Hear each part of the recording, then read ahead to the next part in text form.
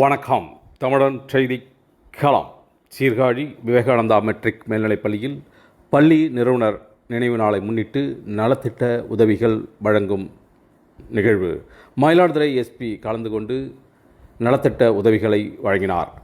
மயிலாடுதுறை மாவட்டம் சீர்காழி விவேகானந்தா மெட்ரிக் மேல்நிலைப்பள்ளியில் நிறுவனர் லலிதா குழந்தைவேலு அவர்களின் 17வது நினைவு நாளை முன்னிட்டு பள்ளி வளாகத்தில் ஏழை எளியவர்களுக்கு நலத்திட்ட உதவிகள் வழங்கும் நிகழ்வு பள்ளி தாளாளர் ராதாகிருஷ்ணன் தலைமையில் செயலாளர் அனிதா ராதாகிருஷ்ணன் முன்னிலையில் நடைபெற்றது.